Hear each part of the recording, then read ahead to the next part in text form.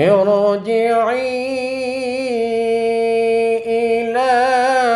ربك راضية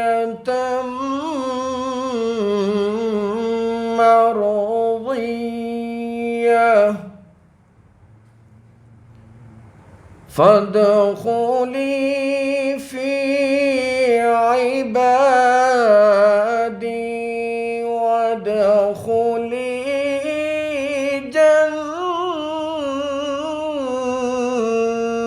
جنتي.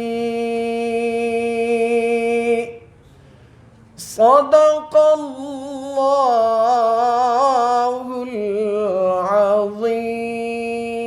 العظیم. سارے نبیوں کے عہدے بڑے ہیں لیکن آقا کا منصب جدا ہے. لقد كان لكم في رسول الله أسوة حسنة. أعوذ بالله من الشيطان الرجيم. بسم الله الرحمن الرحيم. لقد كان لكم في رسول الله أسوة حسنة لمن كان يرجو الله واليوم الآخر وذكر الله كثيرا.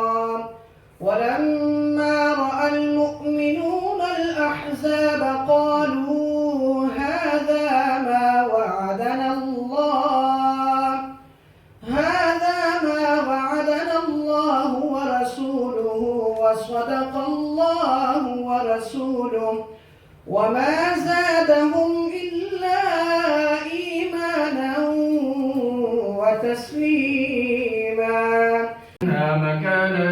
ضيقا مقرنين دعوا هنالك ثبورا. لا تدعوا اليوم ثبورا واحدا وادعوا ثبورا كثيرا. قل أذلك خير أم جنة الخلد التي وعد المتقون. هنالك ابتلي المؤمنون وزلزلوا زلزالا شديدا. يا أهل الكتاب لم تحاجون في إبراهيم وما أنزلت التوراة والإنجيل إلا من بعده أفلا تعقلون. صلى الله على نبينا محمد وعلى آله وصحبه أجمعين برحمتك يا رب. أو زد عليه.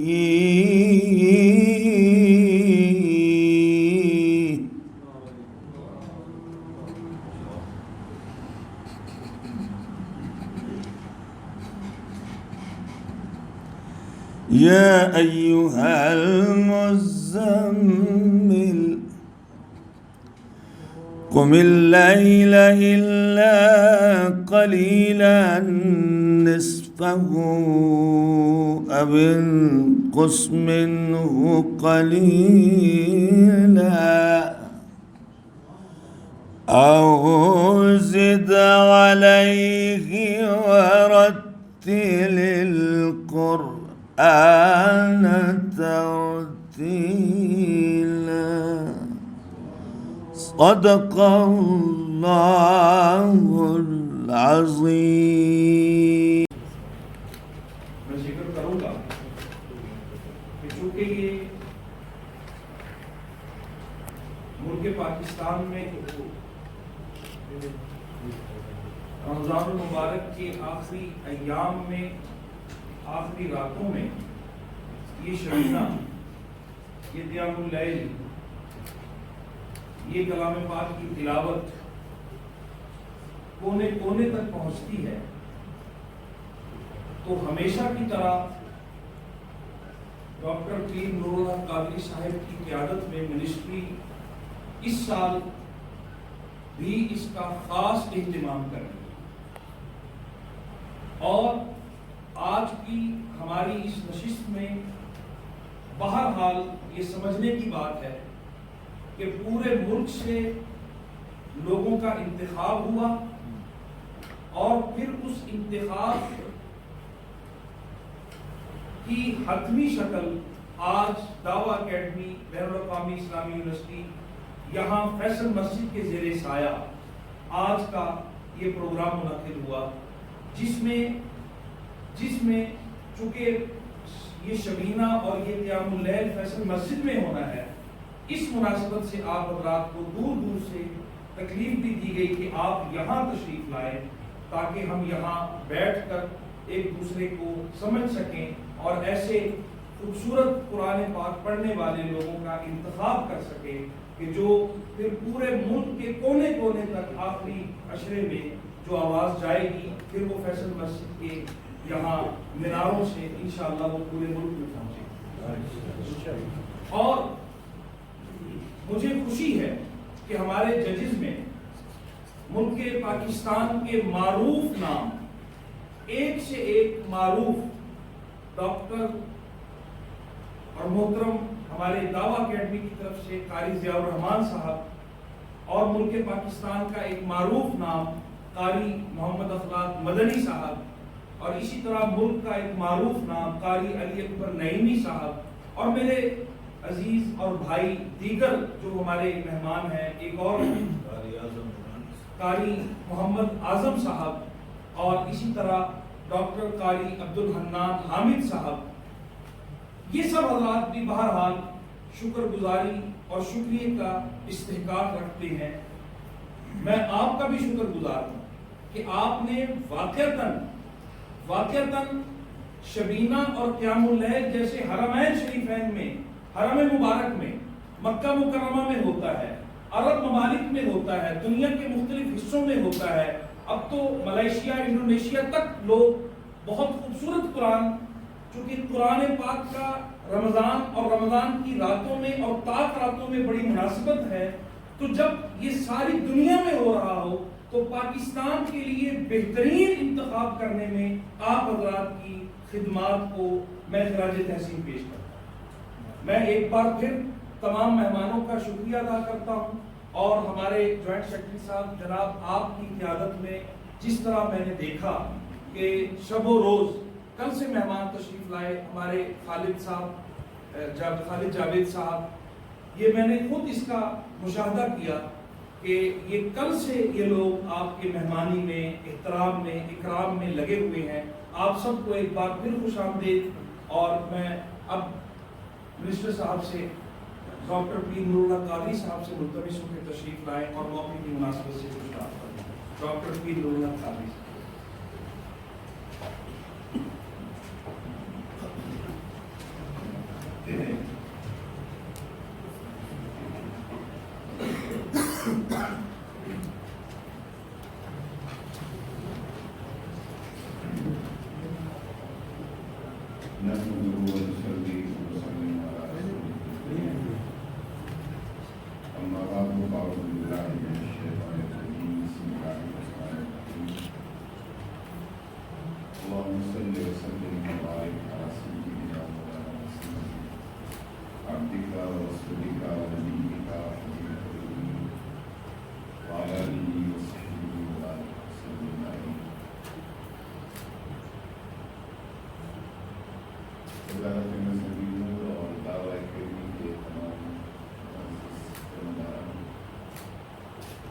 اور آج کے اس ایونٹ کے جج صاحبان، محترم جناب ڈاکٹر محمد اخلاق مدنی صاحب، قاری محمد علی اکبر نعیمی صاحب، ڈاکٹر قاری ضیاء الرحمان صاحب، حافظ عبد الرحمان حامد صاحب، قاری محمد اعظم نورانی صاحب، اور یہاں پر جو بھی ہمارے دوست تشریف لائیں گے جو دراز علاقوں سے، تمام معزز دوستوں کو السلام علیکم ورحمۃ اللہ وبرکاتہ۔ میں سب سے پہلے آپ کی آمد کا اور जज फराज साहिबान का जो चैनल है आपकी दिलचस्पी और मामला शुक्रिया अदा करता हूँ। और फिर वजारत मजहबी अमूर और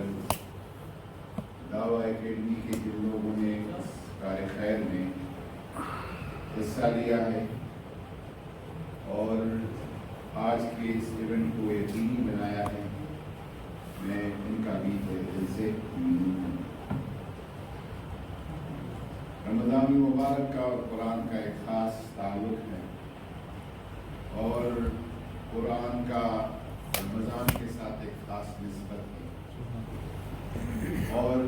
उस निस्बत की वजह से यूँ होता है कि जब रमज़ान मुबारक की आमद होती है पूरी दुनिया में, वैसे मैं पाकिस्तान की बात नहीं करता हूँ, पूरी दुनिया की जो प्रिंटर्स हैं, छपाई करने वाले लोग हैं, वो रमज़ान मुबारक के लिए अपनी प्रिंटिंग का सिलसिला दुगना और चारगुना कर देते हैं। और ये मुझे कुछ अरसा ताज कंपनी का मैं इंतज़ाम कर रहा था, उस वजह से मुझे पता है। और उस दौरान में मिस्र गया था, वहाँ के कुरान पाक की जो प्रिंटिंग है, बेरूत में गया था, दमस्कस में गया था, तो मुझे पता चला था कि वो रजब से खुसूसी इशात कुरान पाक की एक स्टॉक, बड़ी स्टॉक जमा करते हैं। मैं समझा कि सिर्फ हमारे यहाँ है कि जब कुरान पाक रमज़ान की आमद होती है तो लोग बड़ी तादाद में नुस्खे घरों को भी ले आते हैं और तकसीम भी करते हैं। ये वो ताल्लुक़ है जो कुरान करीम और रमज़ान मुबारक का है। अल्हम्दुलिल्लाह इस दफ़ा भी गुज़िश्ता सालों की तरह हमारी ख्वाहिश है कि अल्हम्दुलिल्लाह पिछले साल भी पूरी दुनिया में रमज़ान मुबारक में मसाजिद बन रही हैं। इस्लामी दुनिया का वाहिद मुल्क पाकिस्तान, जिसमें अल्हम्दुलिल्लाह पूरा रमज़ान मुबारक SOPs के साथ, हिफाजती तदाबीर के साथ, और वही 20 नुकाती हिफाजती तदाबीर जो हमने उलमा के साथ मुशावरत के साथ बनाए थे, वो बाद में सऊदी अरब ने भी, मुत्तहिदा अरब इमारात ने भी, मिस्र ने भी, तुर्की ने भी, सब ममालिक ने लेकिन रमज़ान के बाद उस पर अमल दरान शुरू किया और हमने अल्हम्दुलिल्लाह रमज़ान मुबारक में इस पर अमल किया। और एक रात हमने और प्रेसिडेंट साहब इधर आए थे ऊपर इस मस्जिद में, फैसल मस्जिद में, बाकी कुछ मसाजिद का भी हमने उस वक्त दौरा किया था। और फिर रमज़ान के इख्तिताम पे ईद के बाद जो हमारी कुछ इदारों की रिपोर्ट्स थी कि SOPs पे कितना अमल दरामद हुआ, तो सबसे ज़्यादा अमल दरामद मसाजिद में हुआ। माशाअल्लाह। बाज़ारों की निस्बत, ट्रांसपोर्ट की निस्बत, रेलवे स्टेशन की निस्बत, एयरपोर्ट्स की निस्बत, होटल्स और दीगर कारोबारी मराकज़ की निस्बत सबसे ज़्यादा 1920 पर अमल दरामद मसाजिद में हो गया। इंशाअल्लाह ताला इस दफ़ा भी अल्लाह करेगा और मसाजिद इंशाअल्लाह ताला कुरान पाक की ज़िक्र और कलाम से इंशाअल्लाह ताला आबाद रहेंगे। तो इसके लिए फैसल मस्जिद जो है ये रूहानी अलामती मरकज़ है इस मुल्क का और दारुल हुकूमत इस्लामाबाद का, कैपिटल का। तो इसमें हमारी ख्वाहिश यही रही कि एक कच्चा सा एक पैनल जो है उसका इंतखाब पूरे मुल्क से हम करा लें, उसमें पूरे मुल्क की खुराक की नुमाइंदगी और बेहतरीन खुराक हो जो कि आखिरी अशरा में क़यामुल लैल और कुरान पाक जो है पढ़ा सके और सुना सके। मैं आपको भी ये गुजारिश करूँगा कि ये हमलतुल कुरान होना और कुरान जिनके पास है और जो लोग कुरान पाक की खिदमत कर रहे हैं, इससे बड़ा एहसास कोई नहीं हो सकता। और मैं खुद चूँकि सुबह में मेरी जो अपना मेरा ज़ौक़ है वो تلاوت سے زیادہ میرے سماع کا ذوق ہے، سننے کا قرآن پاک کا۔ تو میں ہر صبح جو ہے 3-4 قرآن کا، آج کل تو یوٹیوب اور اس پہ اویلیبل ہے، تو وہ میں سنتا ہوں، اور الحمدللہ اس کی وجہ سے پورا دن جو ہے آرام اور راحت کے ساتھ گزر جاتا ہے۔ اور قرآن پاک کا میں نے کہیں پڑھا تھا کہ جب روسیوں کا زمانہ تھا، روس کا عروج تھا، اور مصر اور روس کے عرب جنگ کے بعد، عرب اسرائیل جنگ کے بعد، 73 کے جنگ کے بعد بہت اچھے ان کے تعلق رہے، تو اس وقت جمال ناصر تھے یا ہمارے سادات تھے، تو اس کو دعوت دی گئی روس کے دورے کی، تو اپنے ساتھ قاری عبدالباسط صاحب کو بھی لے گئے، اور جب اس کو تقریر کے لیے وہاں پہ کریملن میں کہا گیا جو روس کی طاقت کا مرکز تھا، وہاں سارے کمیونسٹ پارٹی کے بابے، سفید بالوں والے بابے سارے بیٹھے تھے، تو ان کو کہا گیا کہ صدر مصر کے صدر کو کہ آپ تلاوت کریں، تو اس نے کہا کہ میں اب آپ تقریر کریں، تو انہوں نے کہا کہ میرے تقریر کے بعد میرے ساتھ قاری صاحب عبدالباسط صاحب آئے ہیں، وہ کچھ تلاوت کریں گے۔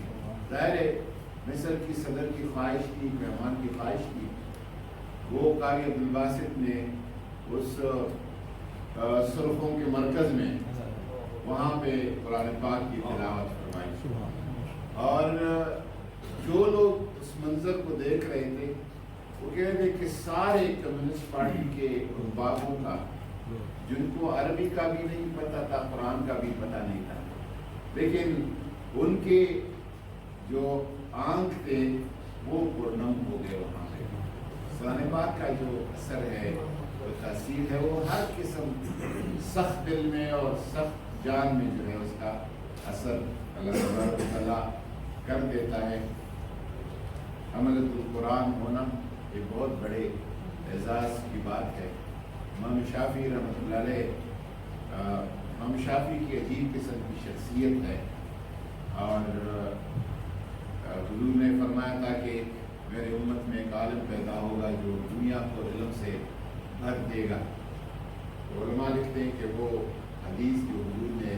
شنگوئی فرمائی تھی، اس کے مصداق امام شافعی رحمۃ اللہ علیہ۔ امام شافعی غزہ میں پیدا ہو جاتے ہیں، فلسطین میں، اور پھر 2 سال کی عمر میں قرشی ہیں، اپنی قرشیت کی طرف واپس جانے کے لیے 2 سال کی عمر میں یتیمی کی حالت میں وہ چلے جاتے ہیں مکہ مکرمہ، اور پھر مکہ مکرمہ میں قرآن پاک پڑھنا شروع کر دیا، حفظ کرنا شروع کر دیا، اور آپ یتیم تھے، اور والدہ آپ کی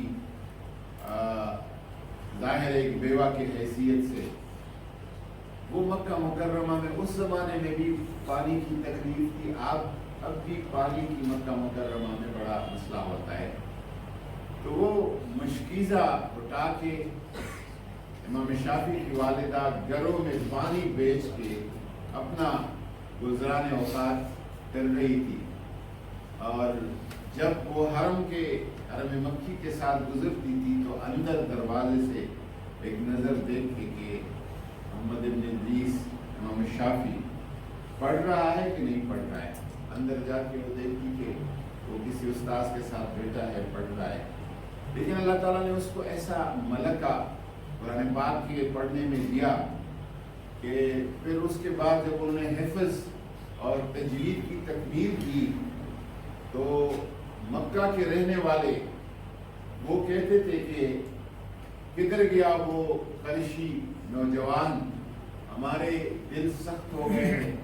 ان کو بلائے کہ ہم ان سے قرآن سنیں، اور پھر امام شافعی کو بلایا جاتا، کعبہ کی سائے میں، چھاؤں میں، قریش اور مکہ کے جو لوگ وہ بیٹھ جاتے تھے، امام شافعی قرآن سناتا تھا، اور ان کے جو چشم ہے وہ پرنم ہو جاتے تھے۔ یہ الحمدللہ اس امت میں وراثت کے ساتھ یہ سلسلہ الحمدللہ آج کے دور تک چلا آ رہا ہے، یہ افتخار کی بات ہے۔ آج کوئی 46